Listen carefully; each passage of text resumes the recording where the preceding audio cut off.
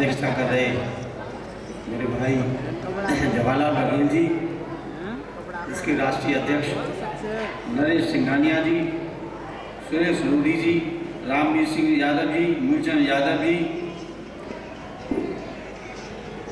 लाल सिंह पिपल साहब और मंचाचंद जी और सुरेश लोधी जी, मंचासी सभी साथियों और सामने उपस्थित मेरे भाइयों बहनों,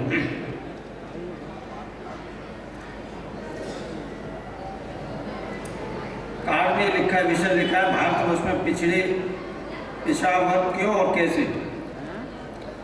इसका तो जवाब आप खुद ही जानते हैं कि आपको किसने पिछड़ा वर्ग घोषित किया। इस देश में मनु नाम का एक व्यक्ति पैदा हुआ था जिसने 4 वर्ण बना दिए, ब्राह्मण, क्षत्रिय, वैश्य और बाकी सब सेवा करने वाले शूद्र। उस शूद्र में पिछड़ा वर्ग आता है। तो जब उन्होंने वर्ग बना दिए और पिछड़े वर्ग को, अनुसूचित वर्ग को पढ़ने का, पढ़ाने का, मकान बनाने का, कपड़े अच्छे पहनने का, जायदाद रखने का कोई भी अधिकार नहीं दिया। ये सब अधिकार ऊपर के 3 वर्ण थे उनको था। तो जब आपको कोई अधिकार ही नहीं है, केवल सेवा करने का अधिकार है, तो आप तो पीछे हो गए होंगे। चाहे वो अनुसूचित वर्ग के हो, ये पिछड़े वर्ग के हो, उन्होंने जो संविधान बना दिया। और उस जमाने में ब्राह्मण का बहुत बड़ा बोलबाला था। जो राजा महाराजा होते थे उनकी सभा में ब्राह्मण कई मंत्री होते थे और जो ब्राह्मण कहते थे उनकी बात को सर्वोपरि माना जाता था और ब्राह्मण वही बात कहते थे जो उनके पक्ष की बात होती थी। तो पिछड़े वर्ग की बात को और शुकास्ट की बात को कभी भी ब्राह्मण वर्ग ने नहीं आगे बढ़ाया। इसलिए आप पिछड़ा वर्ग इसलिए पिछड़ा हुआ है। साथियों, आज हम यहाँ आए हैं पिछड़े वर्ग की बात करने के लिए। मैं आपसे एक बात कहना चाहूँगा। अभी से आलोचना होती है कि आरक्षण क्यों, चाहे पिछड़े वर्ग की बात हो, चाहे अनुसूचित वर्ग की बात हो, SC ST की बात हो, बहुत से लोग ऐसी बात करते हैं कि आरक्षण समाप्त होना चाहिए।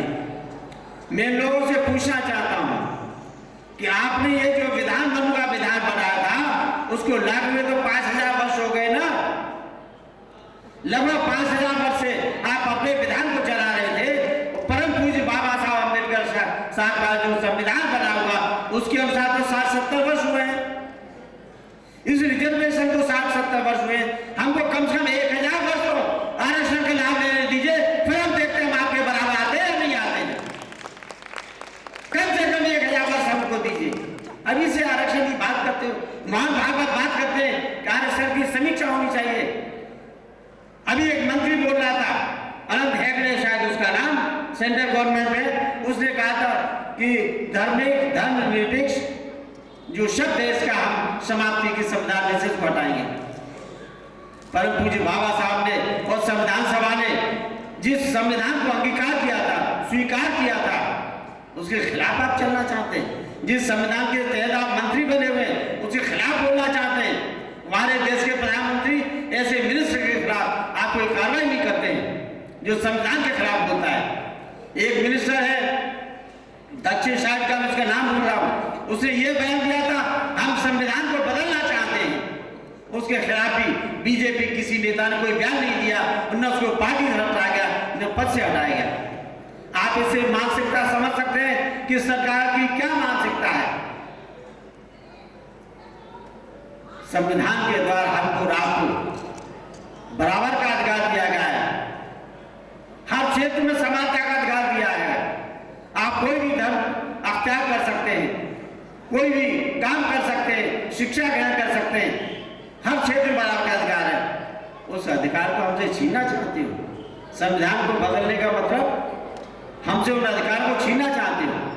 कौन से संविधान को लाना चाहते हो आपने? उस मनु के संविधान को जो ऐसा हरगिज नहीं हो सकता। आप यहाँ बैठे यार ऐसा होगा इस देश का नागरिक ईंट से ईंट बजा देगा, लेकिन मनु के संविधान को दोबारा नहीं आने देगा। इस मन से मैं घोषणा करता हूँ।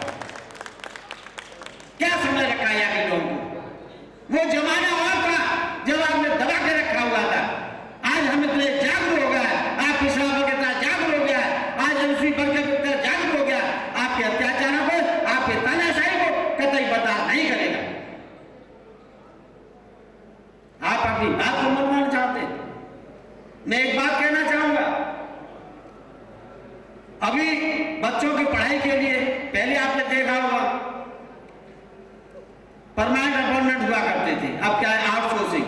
आपके बच्चे पढ़े लिखे, आप पढ़ा के मेहनत करते, पैसा खर्च करते, लेकिन क्या है, आउटसोर्सिंग से पैसा देंगे 10,000 15,000 आपको सर्विस देंगे, लेकिन एक वो ठेकेदार है जो आप बाहर की संस्था है, उस बच्चे को आपको अपॉइंट करेगी। सर्विस का कोई श्योरिटी नहीं, 2 साल बाद निकाल दे, हर साल निकाल दे, 5 साल बाद निकाल दे। तो ये क्या है, क्या मजाक है? इससे क्या है, एक पंथ दो काज, एक तो उसको बधुआ बना के रखेंगे आप जो मुलाजिम होगा, और दूसरा आप आरक्षण को समाप्त कर देंगे। तो पिछड़े वर्ग का यहाँ जो मंच पे बैठे लोग, आरक्षण को तो सरकार धीरे धीरे समाप्त कर रही है, चाहे वो एससी का आरक्षण हो, चाहे बैकवर्ड क्लास का हो। आउटसोर्सिंग कोई आरक्षण नहीं है, ये मैं आपकी नॉलेज में लाना चाहता हूं, ये मौजूदा सरकार का नहीं है। अभी 10% आरक्षण की बात कर रहे थे, अरे भाई 50% कास्ट को और बैकवर्ड क्लास को 50% आरक्षण मिलता है, आपने 10% अलग से आरक्षण दे दिया गरीब सवर्ण गरीबों को, तो वो तो 50% में उनको आरक्षण मिलता था, कोई रोक रहे थे क्या? कौन रोक रहा था उनमें से? लेकिन ये बेवकूफ बनाने की बात है कि आपने 10% उस पर अलग से आरक्षण दे दिया। 50% आरक्षण में ये लोग शामिल थे, उनको उसमें आरक्षण नहीं मिलता था क्या? 85% को 50% आरक्षण दे रहे, और जो चंद 15% उनको आप 50% आरक्षण दे रहे। ये बातें चलने वाली नहीं है।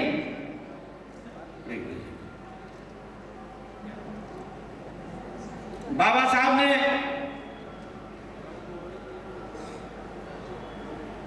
कहा था,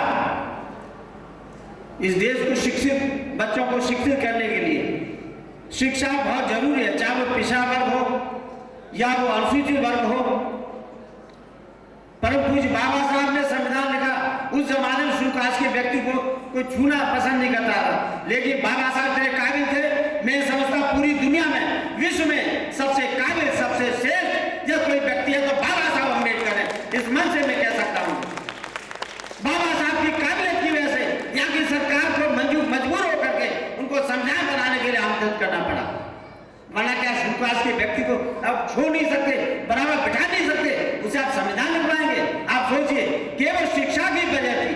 तो मैं आज यहाँ, आज आप जो पिछड़े वर्ग के भाई बैठे हैं, अनुसूचित वर्ग के भाई बैठे हैं, मैं मन से आह्वान करना चाहता हूँ कि बाबा साहब की बात को मानिए। उन्होंने कहा था शिक्षित बनो, संगठित हो, संघर्ष करो, सबसे पहले शिक्षा पे ध्यान दीजिए, आप शिक्षित होंगे, आप तरक्की करेंगे। बाबा साहब ने कहा था कि आप शिक्षा ग्रहण कीजिए, आपको भूखा भी रहना पड़े तब भी बच्चों को पढ़ाइए, भूखे रहकर भी बच्चों को पढ़ाइए। ये बाबा साहब का संदेश था। दूसरा संदेश बाबा साहब ने दिया, शिक्षा वो शेरनी का दूध है, जो इसको पिएगा वो घुर्राएगा। क्या कहा बाबा साहब ने? शिक्षा वो शेरनी का दूध है, जो इसको पिएगा वो घुर्राएगा। आप भी, हम भी, हर एक चाहता है कि हमारे बच्चे शेर जैसे बने, तो शेर तभी बनेंगे जब आप उनको शिक्षा देंगे। ये मेरी आप अपील है यहाँ से, इन्हीं शब्दों के साथ जय भीम, जय भारत, नव बुद्धा। बहुत बहुत धन्यवाद सुमन साहब।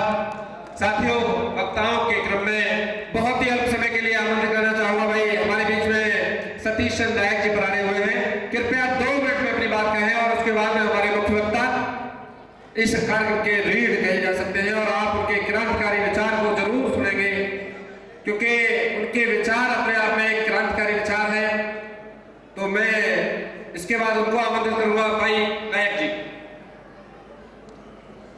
सर्वप्रथम शोषित पीड़ित समाज के रहनुमा सभी आदर्श महापुरुषों के चरणों में श्रद्धा के सुमन अर्पित करते हुए आज इस अखिल भारतीय पिछड़ा वर्ग महासंघ द्वारा आयोजित इस कार्यक्रम की अध्यक्षता कर रहे परम सम्मानीय हमारे अध्यक्ष जी जवाहरलाल बघेल साहब, मंच पर बैठे समाज के बहुत ही अग्रणीय